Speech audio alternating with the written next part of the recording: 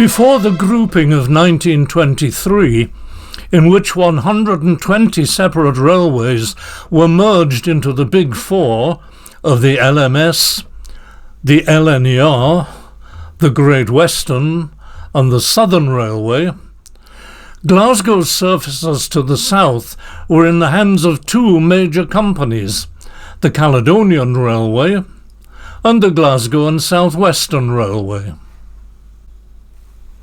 Inevitably, there was rivalry between the two, with each seeking to gain a foothold in the other's territory.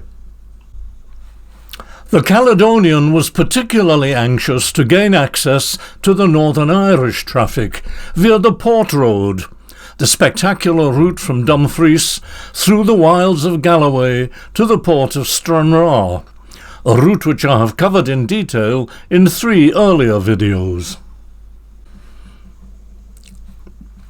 Today, thanks to the horrific air disaster of 1988, Lockerbie is known worldwide, but Lochmaben, just 4 miles away, is unknown except to local people. In the 1850s, however, its population was double that of Lockerbie, and its people resented the railway services available to its smaller neighbour and to Dumfries, some 6 miles to the west. An independent line was promoted between Lockerbie and Dumfries, authorised in 1860 and opened in 1863. It was absorbed into the Caledonian Railway in 1865. Dumfries Station in early 2025, a cold winter's morning. The area to the left of the station was the Caledonian Railway's goods yard, and the building farthest left is the sole remaining shed, no longer in railway use. The open area beyond the running tracks, now a short-term car park, originally housed 2 bay platforms, which accommodated trains for the Port Road to Kirkcudbright or Stranraer, the short-lived Moniaive branch, which closed during the Second World War, and the branch line to Lochmaben and Lockerbie. A centre road ran between the up and down tracks, enabling through non-stop express services to overtake local stopping trains held in the platforms.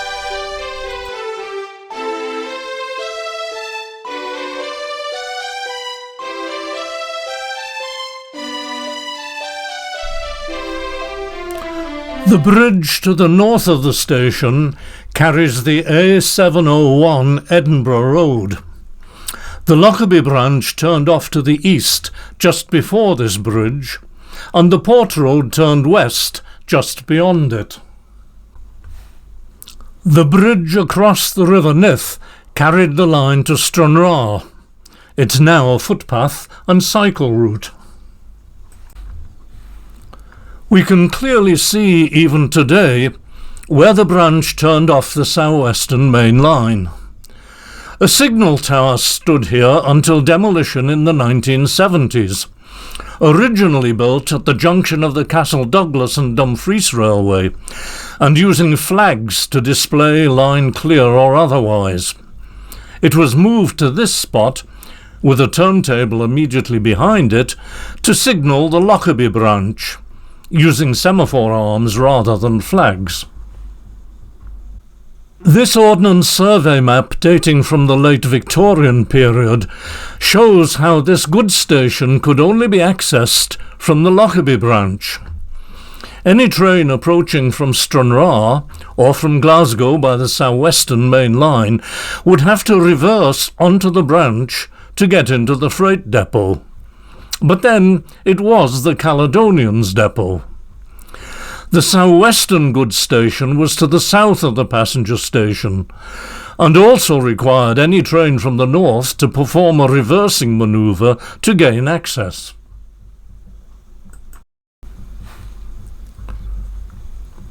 And so the Lockerbie branch headed off to the northwest, paralleling the Edinburgh Road, with its course now marked, as so often with disused railway lines, by trees. We must remember, of course, that this was all open country.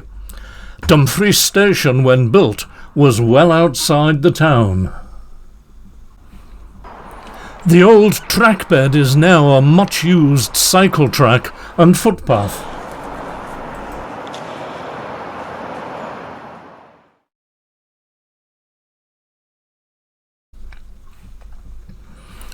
We approached the busy Moffat Road, which was originally carried over the line by a bridge, now filled in and overbuilt.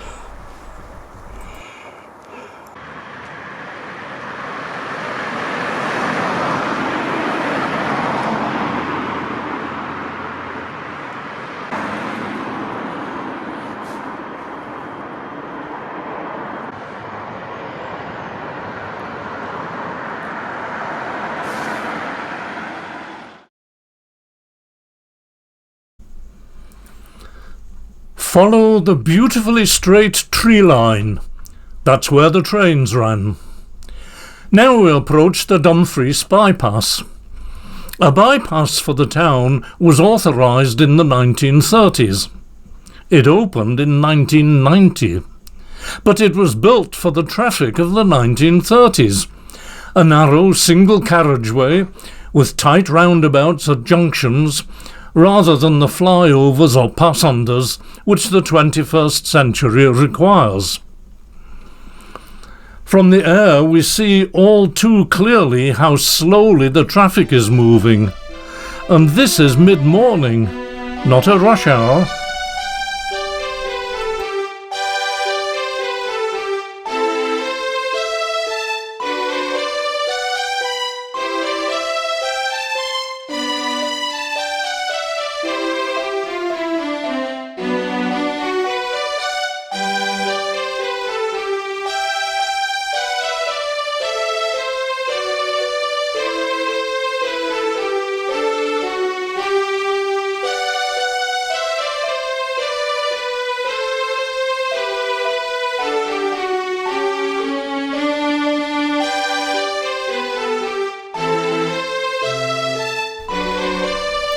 Shortly after passing Heath Hall, now the name of a vast private housing scheme, the railway was crossed by a small road leading to Lochmaben, of which we'll see more shortly.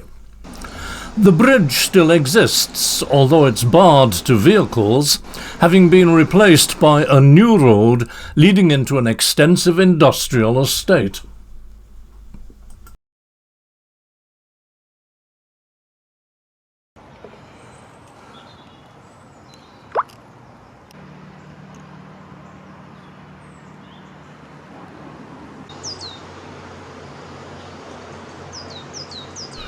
A couple of 100 yards farther on, we spot the sad ruins of what was in its day a significant landmark and major employer.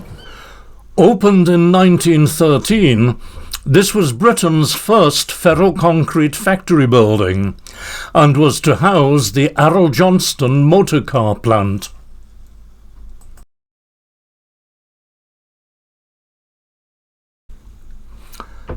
I must mention in passing that Arrol Johnston took its name from financial backer Sir William Arrol, the builder of the Forth Railway Bridge, and its designer George Johnston, a locomotive engineer. Car production ceased here in the late 1920s, and the factory closed in 1931. It was taken over by the North British Rubber Company, whose successors still produce rubber goods in an adjacent modern plant. During the First World War, the factory manufactured aeroplanes and aero engines, and again during the Second War. At the rear of the plant there were sidings and even a passenger station to cater for workers travelling in from town. The workers might have built motor cars, they certainly wouldn't have owned them in those days. Behind the factory on Lochmaben, we now find the extensive Heath Hall housing estate. During the Second World War, The Air Ministry built an airfield here, RAF Dumfries, a training field. An ideal site for learning to fly, as this part of the country was way beyond the range of German fighter planes, so student pilots were in no danger of being shot down. Although in March 1943 the airfield was shot up by a Dornier 217, which crashed shortly afterward. Today, an aviation museum occupies part of the site, whilst the rest of it is an industrial estate.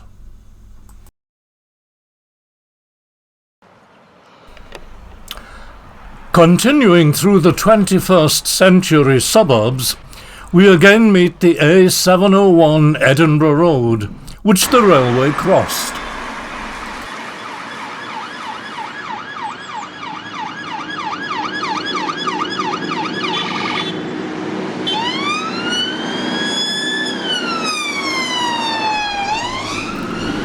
The stanchions of the bridge remain in place, but the railway trackbed has been replaced by a lightweight footpath and cycleway.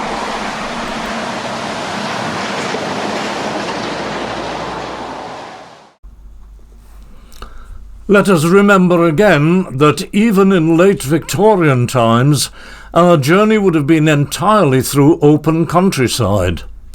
Today, as this video shows, the route is completely built up.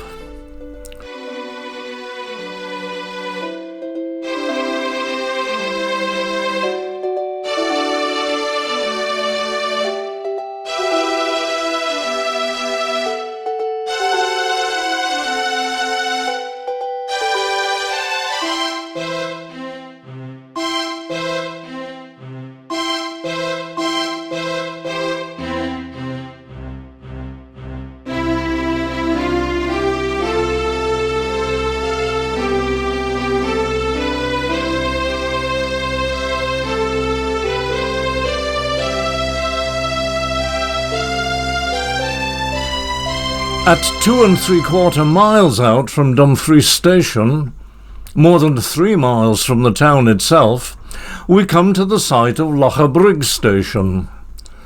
There's nothing to show for it today other than the adjacent station road.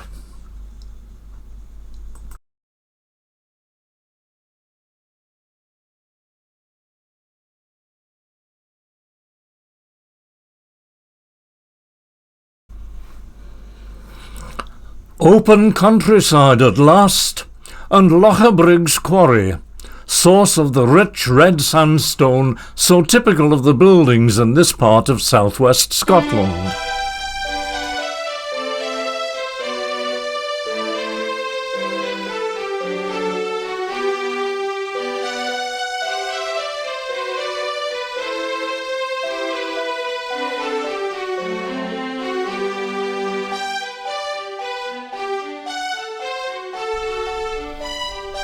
The quarrying here has savaged the surface of the land, but fortunately this uglification is not visible to those living nearby or passing on the local roads.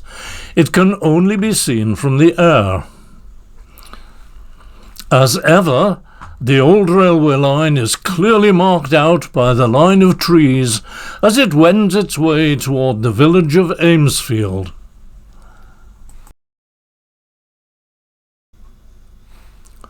Beyond the quarries, the line crossed a minor road, whose bridge stanchions remain today.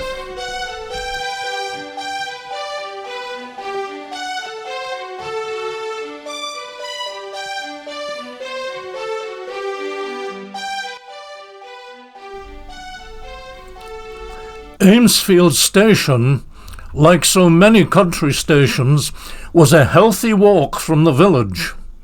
Not such fun in bad weather, but obviously considered acceptable in an age before first the motor bus and later private transport became available. A private house now sits on the old station site, but the abutments of the railway bridge still stand beside the adjacent road.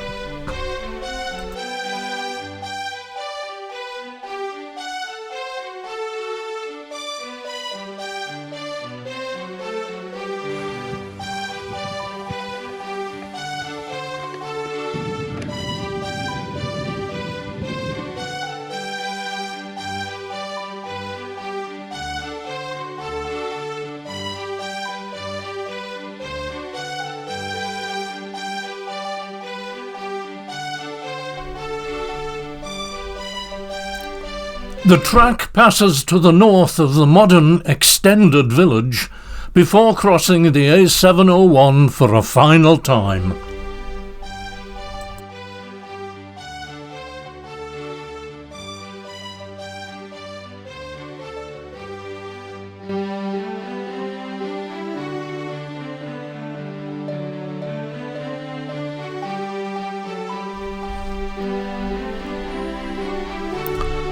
Just after crossing the Edinburgh Road, we see a bridge crossing over the old trackbed. This was an aqueduct, carrying a minor stream to join the Aimsfield burn.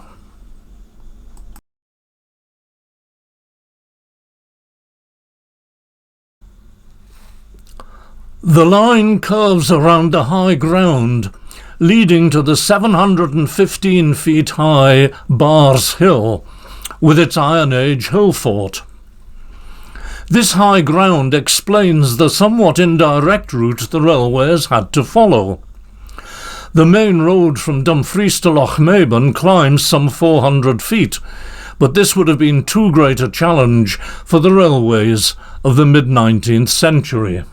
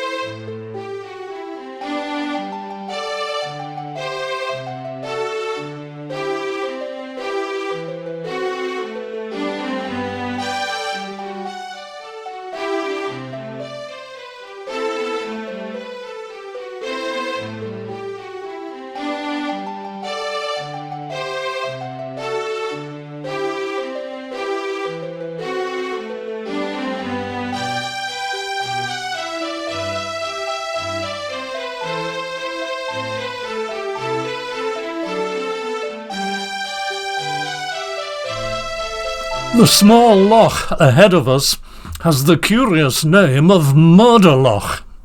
Just beyond it was a Roman fort.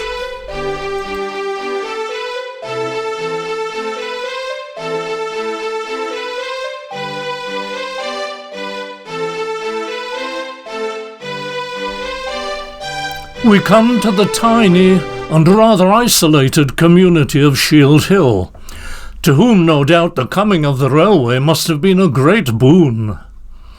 This hamlet was provided with a two-platform station with passing loop and signal box. It even had a waiting room. The station building is now a house.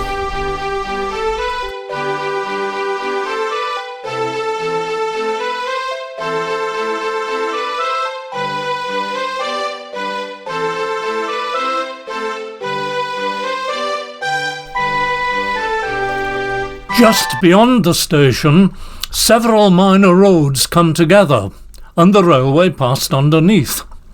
The bridge is still in place and in use.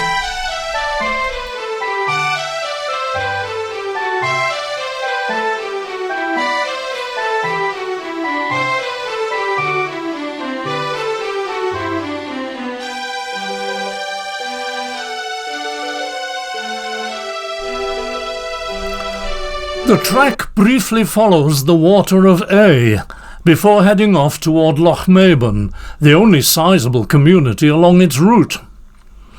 The Water of A flows down from the forest and village of A, spelt A-E, the shortest place name in the British Isles.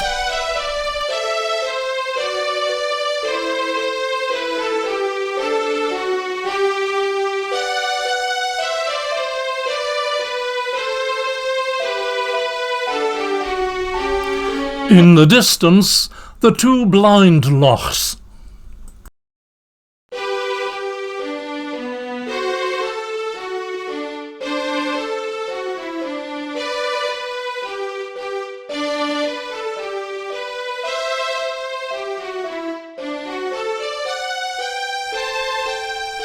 We pass the upper loch as we approach Lochmaben. Looking around, you might be forgiven for thinking the origin of the name Lochmaben is obvious for a community so surrounded by lochs. But it seems to have Roman roots, locus Maponi, or the place of a divine youth.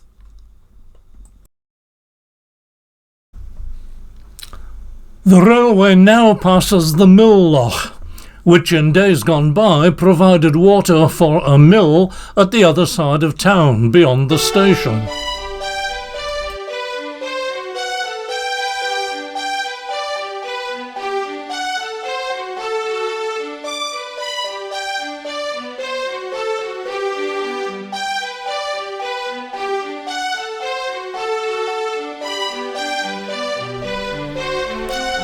The track approaching town is still very evident, and the bridge carrying the road from Parkgate and Nethermill is intact and in use. But beyond the bridge, practically everything has been built over. It's difficult to find any trace of the railway today. Even the old railway inn has succumbed and is today a private residence, while the only transport hub to be found nearby is the local bus garage. This was the site of the old station. When originally built, the line crossed the Lochmaben to Moffat Road by a level crossing, which was later replaced by a road overbridge, whose details were much discussed in the local press at the time. The bridge is visible in this photograph. Following the final closure of the line in 1966, the station buildings were demolished and the original roadway was reinstated. I've remarked in other historical videos on how the track of an old railway can be clearly seen from the air many decades after closure. The line of houses is built on the track bed, but immediately beyond them the old route shows clearly in the grass.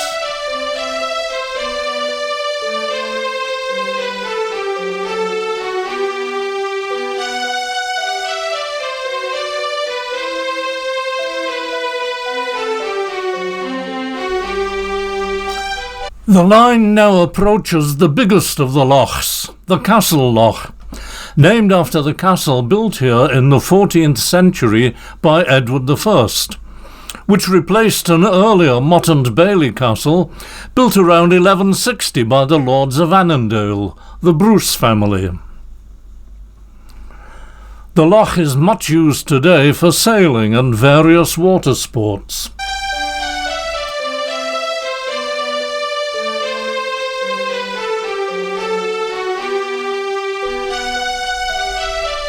The line enters the land of Heath, an estate awarded in 1320 by Robert the Bruce to one Carruthers for loyal service.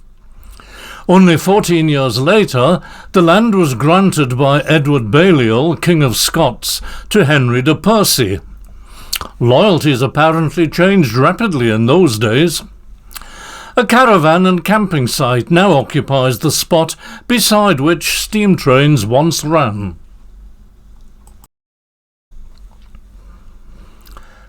Beyond the campsite is Lockerbie Creamery, opened in 1975 by Queen Elizabeth II. With a staff of over 200, it's a major employer in the area, producing Lockerbie cheddar, red Leicester and low-fat cheese. With an output of 10,000 tonnes of butter and 37,000 tonnes of cheese per annum, this is the largest dairy processing facility in Scotland.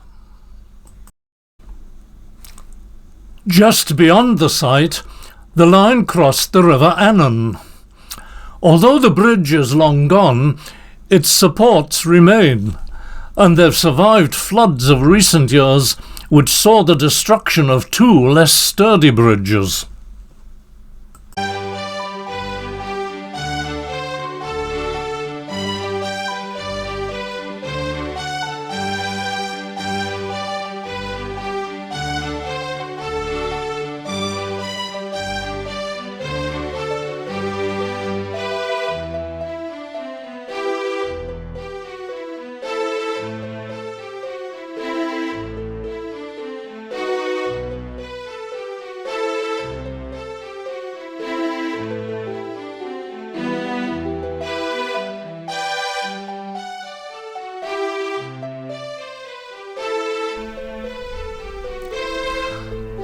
The town of Lockerbie now comes into view. Despite the extensive remains of the old line on the ground, very few photographs exist of the line in use. Many of those which do survive are pictures of enthusiast specials running after the closure of the route to regular passenger services.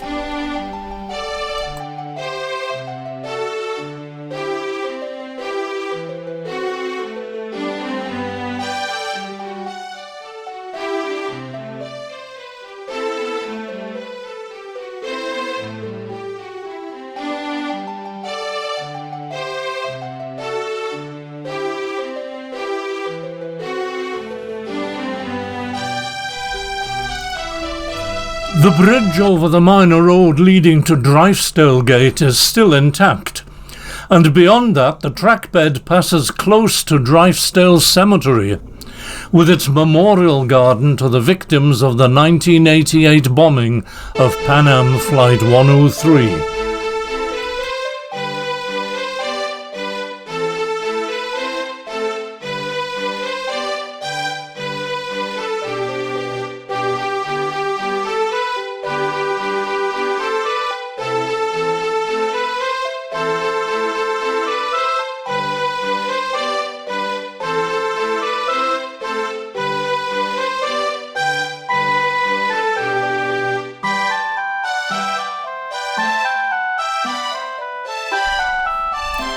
And now the line curves away to the north to approach the Caledonian Main Line, now the West Coast Main Line, from the north, meaning that any Caledonian services from Glasgow heading for the Port Road would have to reverse at Lockerbie, and vice versa.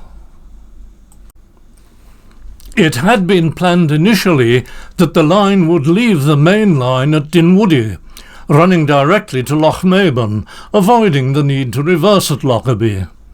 This plan never materialised. The trackbed is now blocked by a minor road running from Drifestale Gate to Lockerbie, the A74M motorway, the extension of the M6 leading to Glasgow, the single remaining carriageway of the pre-motorway A74 dual carriageway, and finally the main road through Lockerbie town centre.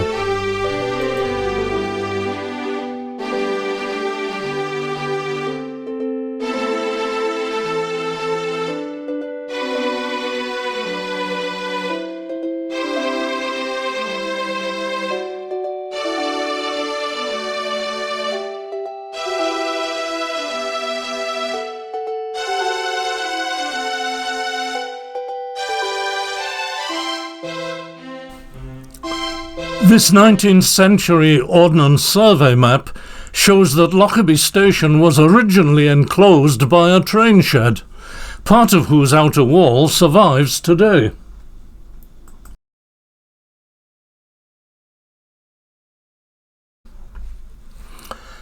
Here we see Avanti's green or climate change liveried Pendolino 39121 racing through the station on the 10:38 Glasgow Central to London Euston service on the 7th of January 2025.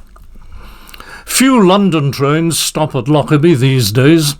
Most stopping services are provided by TransPennine Express, with their Manchester Airport or Liverpool to Edinburgh or Glasgow trains.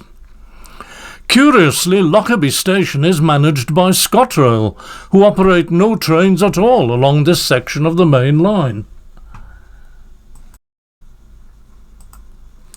Bradshaw's 1922 guide shows 4 weekday services from Dumfries and 5 in the opposite direction, with extras on Saturdays. No trains ran on Sunday. This Caledonian Railway timetable from 1879 shows connections from many English and Scottish cities to Stranraer and on to Northern Ireland. All 5 services via the Lochmaben route are featured.